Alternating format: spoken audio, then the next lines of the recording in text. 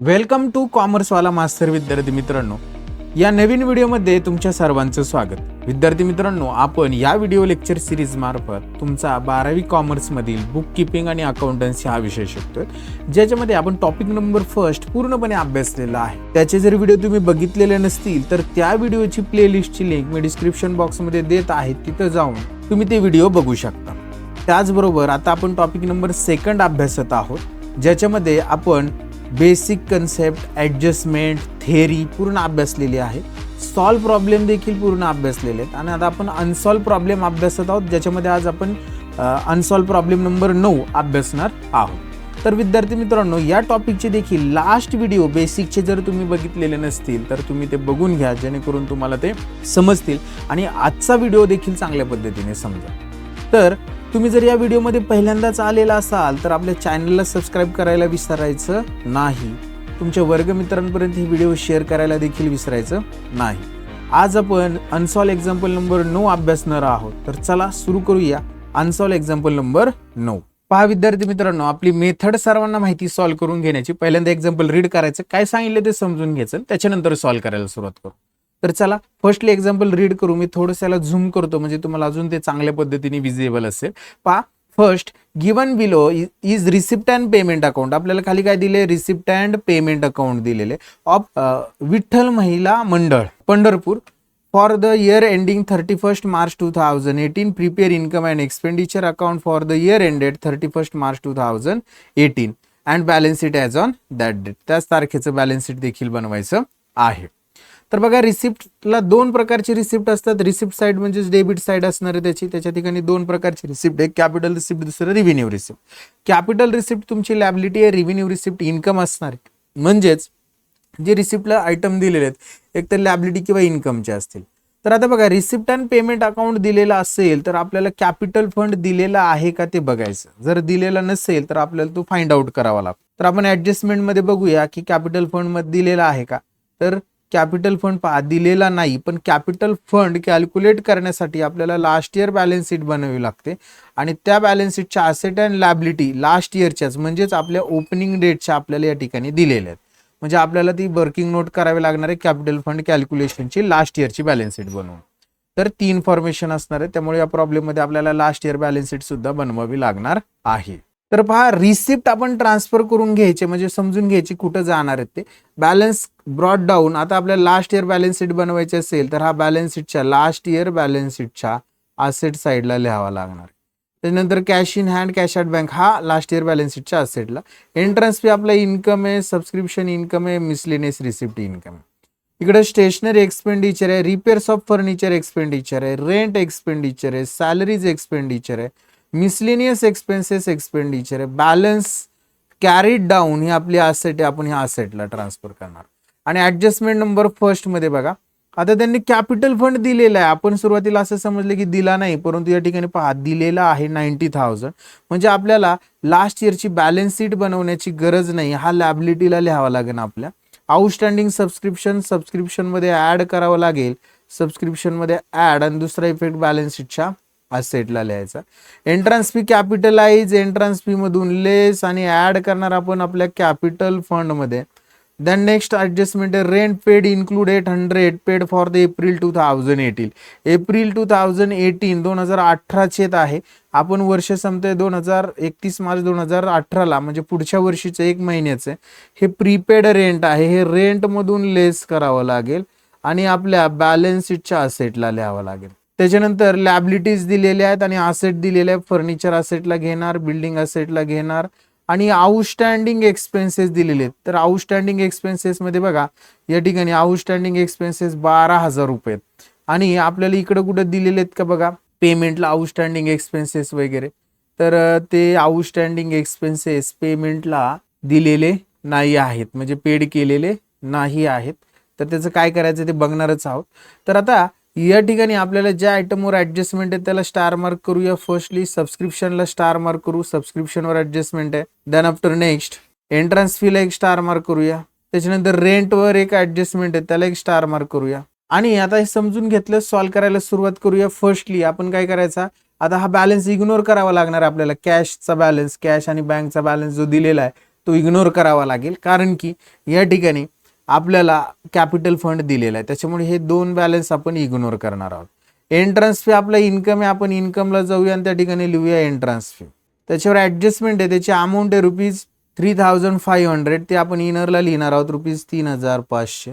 त्याच्यानंतर सबस्क्रिप्शन दिलेलं आहे आपल्याला, हा आपला इन्कम आहे, आपण इन्कमला जाणार आणि त्या ठिकाणी लिहिणार बाय सबस्क्रिप्शन, याच्यावर देखील ॲडजस्टमेंट आहे. त्याची अमाऊंट आहे ₹19,000, 19,000 इनरला लिहिणार.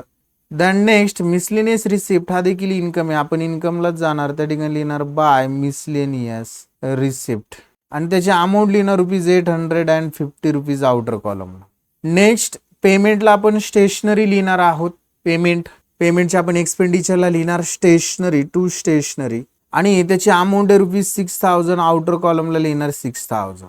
नेक्स्ट रिपेअर्स ऑफ फर्निचर, हा देखील एक्सपेंडिचर आहे, टू रिपेअर्स ऑफ फर्निचर एक्सपेंडिचरलाच, त्याची अमाऊंट लिहिणार ₹950.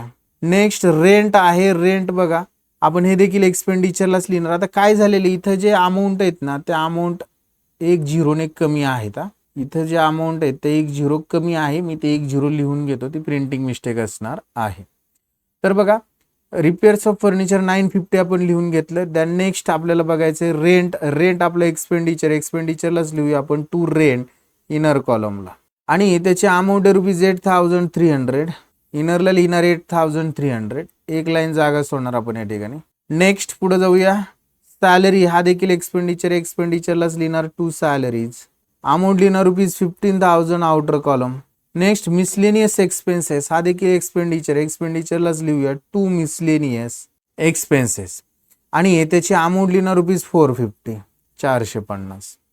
बॅलन्स कॅरी डाऊन कॅश आणि कॅश ॲट बँकचा बॅलन्स शीटच्या असेटला जायचं, त्या ठिकाणी लिहिणार आपण कॅश इन हँड, त्याची अमाऊंट लिहा ₹1,650 आणि त्याच्यानंतर कॅश ॲट बँक आणि त्याची अमाऊंट लिहू ₹14,000 ₹14,000. दॅन नेक्स्ट पुढे बघा आपण ॲडजस्टमेंटकडे येऊया. फर्स्ट ॲडजस्टमेंटमध्ये आपल्याला कॅपिटल फंड दिला, बॅलन्स शीटच्या लॅबिलिटीला आपण इनरला लिहिणार आहोत कॅपिटल फंड आणि त्याची जी अमाऊंट आहे ती अमाऊंट दिलेली आपल्याला ₹90,000 ₹90,000 इनरला लिहिले आपण 90. नेक्स्ट आउटस्टँडिंग सबस्क्रिप्शन मध्ये ऍड करायचे, सबस्क्रिप्शन इन्कमला लिहिले, त्या ठिकाणी यायचं लिहायचं ऍड आउटस्टँडिंग सबस्क्रिप्शन आणि त्याची जी अमाऊंट आहे ती अमाऊंट लिहिणार आपण ₹4,000.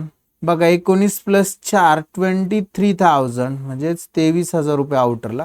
हे सबस्क्रिप्शन बॅलन्स शीटच्या असेटला आपल्याला लिहायचं आउटस्टँडिंग सबस्क्रिप्शन ₹4,000.